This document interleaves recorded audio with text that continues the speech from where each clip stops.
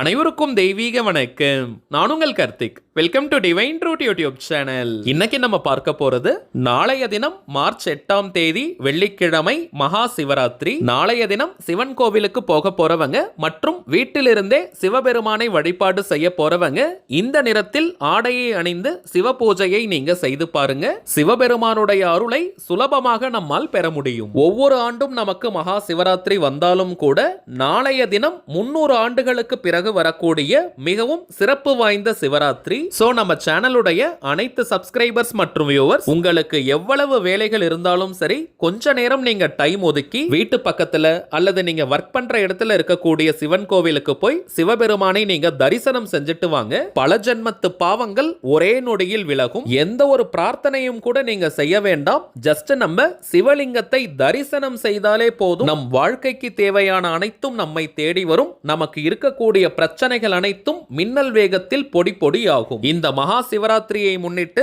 நம்ம சேனல்ல ஆல்ரெடி 2 சிறப்பு பதிவுகளை அப்லோட் பண்ணியிருக்கோம். ஒன்று வில்வ இலைகள் மீது சூட்சம திருநாமம் எழுதும் முறை, இன்னொன்று நீங்கள் இருக்கும் இடத்திலிருந்தே செய்யக்கூடிய மிகவும் சூட்சமமான சிவபெருமானின் ரகசியமான நாம ஜபம். இந்த 2 பதிவுகளை பார்க்காதவங்களுக்காக இந்த வீடியோவோட என் கார்டுல மற்றும் ஐ பட்டன்ல நான் லிங்க் கொடுக்கறேங்க. மேலும் நம்ம சேனலுடைய லேட்டஸ்ட் வீடியோஸை நீங்க செக் பண்ணி பார்த்தீங்கனாலே அந்த பதிவு உங்களுக்கு அவைலபிளாக இருக்கும். தேவைப்படுறவங்க நீங்க செக் பண்ணி பாருங்க. சரி வாங்க, நாளைய தினம் எந்த ஆடை அணிந்து சிவ பூஜை செய்தால் உச்சக்கட்ட பலன்கள் நமக்கு கிடைக்கும்ன்றத இந்த வீடியோல டீடைல்டா நம்ம தெரிஞ்சுக்கலாம். அதற்கு முன்பாக நம்ம சேனலை இப்பதான் நீங்க ஃபர்ஸ்ட் டைம் பாக்குறீங்கன்னா மறக்காம சப்ஸ்கிரைப் பண்ணிக்கோங்க. பக்கத்துல இருக்க பெல் ஐகானையும் பிரஸ் பண்ணிக்கோங்க.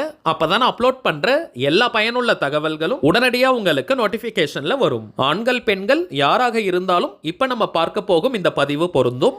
நாளைய தினம் சிவன் கோவிலுக்கு நீங்க போனாலும் சரி, போகாதவங்களாக இருந்தாலும் சரி, அல்லது வீட்டிலிருந்து நீங்க சிவ வழிபாட்டை செய்பவர்களாக இருந்தாலும் சரி, கருப்பு நிற ஆடையை கட்டாயமாக அணியக்கூடாதுங்க. நம்பிக்கை இருக்கிறவங்க இதை நீங்க ஃபாலோ பண்ணுங்க. பிளாக் கலர் டிரெஸ் முற்றிலுமா நாளைய தினம் நீங்க தவிர்த்திடுங்க. எந்த ஆடை அணிந்து சிவ பூஜை செய்தால் உச்சக்கட்ட பலன்கள் கிடைக்கும்னு பார்த்தோம்னா வெள்ளை அல்லது பச்சை நிறம், ஒயிட் ஆர் கிரீன் கலர்ல இருக்கக்கூடிய டிரெஸ்ஸஸ் நாளைக்கு நீங்க போட்டுக்கலாம். இன்கேஸ் நீங்க கோவிலுக்கு போறதா பிளான் இருந்துச்சுன்னா அந்த டைம்ல மட்டுமாவது நீங்க white R green colour Dress prefer பண்ணுங்க. ஆண்களாக இருக்கிற பட்சத்துல ஷர்ட் அல்லது டி-ஷர்ட் மட்டுமாவது ஒயிட் கலர்ல இருந்தால் போதும். பேண்ட் நீங்க எந்த கலர் வேணாலும் போட்டுக்கலாம். அல்லது கிரீன் கலர் ஷர்ட் வச்சிருக்கீங்கன்னா அதை கூட நீங்க போட்டுக்கலாம். டார்க் கிரீன் யூஸ் பண்ணணுமா அல்லது லைட் கிரீன் யூஸ் பண்ணணுமான்ற டவுட்ஸ் எல்லாம் நீங்க கேட்க வேண்டாம். எந்த கலர் கிரீன் வேணாலும் நீங்க போட்டுக்கலாம். இந்த கலர் இல்லாதவங்க நீங்க வேற எந்த கலர் வேணாலும் யூஸ் பண்ணிக்கலாம். ஆனால் Black மட்டும் நீங்க அவாய்ட் பண்ணிடுங்க. ஒவ்வொரு தெய்வங்களுக்குமே ஒவ்வொரு நிறங்கள் உகந்தது. அம்பாள் மற்றும் முருகப்பெருமானுக்கு சிவப்பு நிறம், பெருமாளுக்கு மஞ்சள் நிறம், விநாயகருக்கு வெள்ளை நிறம், வராகி அம்மனுக்கு கருநீலம். இது போல ஒவ்வொரு தெய்வங்களுக்குமே சில நிறங்கள் மீது ஆதிக்கம் அதிகமாக இருக்கும். ஆல்ரெடி நம்ம பார்த்ததை போல நாளைய தினம் வெள்ளை மற்றும் பச்சை நிறத்துல ஆடைகள் இல்லாதவங்க நீங்க கவலைப்பட வேண்டாம். கருப்பு நிறத்தை மட்டும் தவிர்த்துட்டு வேறு எந்த கலர் வேணாலும் நீங்க யூஸ் பண்ணிக்கலாம். அதே போல நாளைய தினம் சிவன் கோவிலுக்கு போறவங்க குறைந்தபட்சம் 5 ரூபாய் அளவிற்கு நீங்க வில்வ இலைகளை வாங்கிட்டு போங்க. அதே போல அபிஷேகத்திற்கு உங்களால் என்னென்ன பொருட்கள் வாங்கி கொடுக்க முடியுமோ தாராளமாக நீங்க வாங்கி கொடுங்க. சிவபெருமான் அபிஷேக பிரியர், விஷ்ணு அலங்கார பிரியர். அபிஷேகத்துல நோட் பண்ண வேண்டிய ரொம்ப ரொம்ப முக்கியமான விஷயம், இப்போ சில பேர்லாம் பார்த்தோம்னா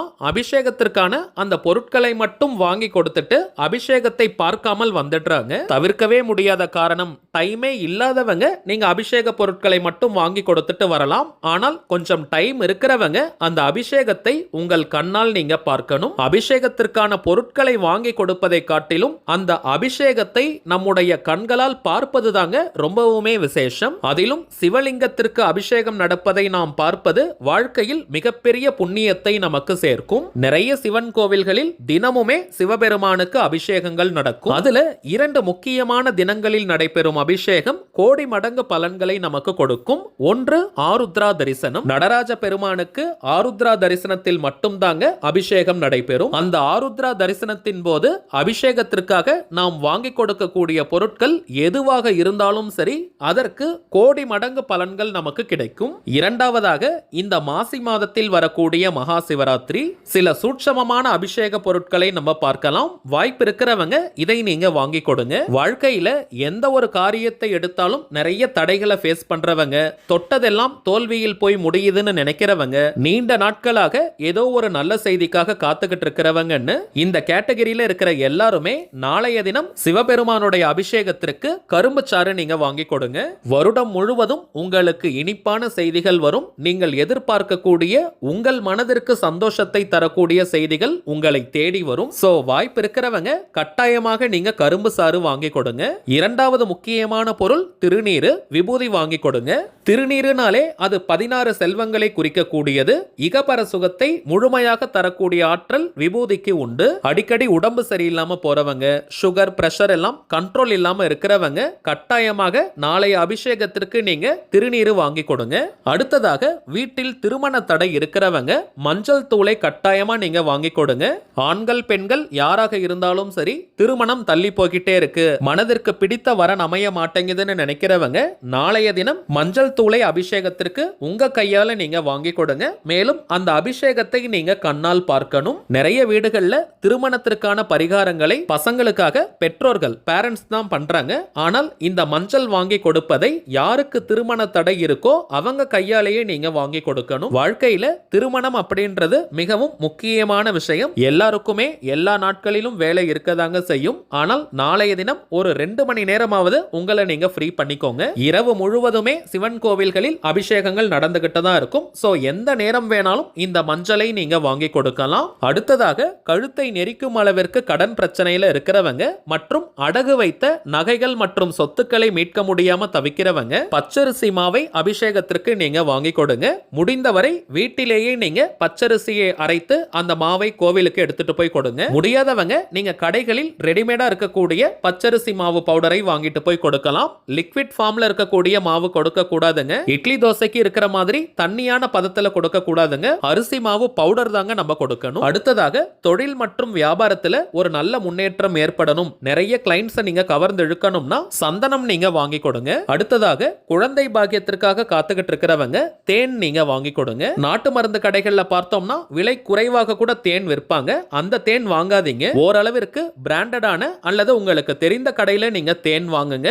அளவு குறைவாக இருந்தாலும் பரவாயில்ல, ஆனால் குவாலிட்டியாக நம்ம கொடுக்கணும். ஒரு துளி அளவிற்கு உண்மையான தேன் அதுல கலந்திருந்தால் கூட போதும், அதனுடைய பலன்களே வேற மாதிரி இருக்கும். அடுத்ததாக குடும்பத்தில் ஒற்றுமை, மகிழ்ச்சி, சந்தோஷம் நிலவணும். மனஸ்தாபங்கள், கருத்து வேறுபாடுகள் எல்லாம் நீங்கி குடும்பத்தில் எல்லாரும் ஒற்றுமையா ஒன்றாக இருப்பதற்காக பால் அபிஷேகம் நீங்க செய்யுங்க. மேக்சிமம் நீங்க பசும்பால் ட்ரை பண்ணுங்க. பாக்கெட் பாலை விட பசும்பாலை கொடுப்பது தாங்க முழுமையான பலன்களை நமக்கு கொடுக்கும். சிட்டி சைட்ல இருக்கிறவங்களாக இருந்தாலும் சில இடங்களில் மாடுகள் இருக்கு. சோ கொஞ்சம் நம்ம முயற்சி பண்ணோம்னா பசும்பாலை வாங்க முடியும். நாளைய தினம் மாலை நேரத்திற்கு பிறகுதாங்க சிவராத்திரிக்கான அபிஷேகங்கள் நடைபெறும். சோ டைம் நிறையவே இருக்கு. நீங்க கொஞ்சம் விசாரிச்சு பசும்பாலை வாங்கி கொடுங்க. இதை தாண்டி உங்களுக்கு என்னென்ன பொருட்கள் விருப்பமோ அத்தனை அபிஷேக பொருட்களையும் நாளைய தினம் நீங்க வாங்கி கொடுங்க.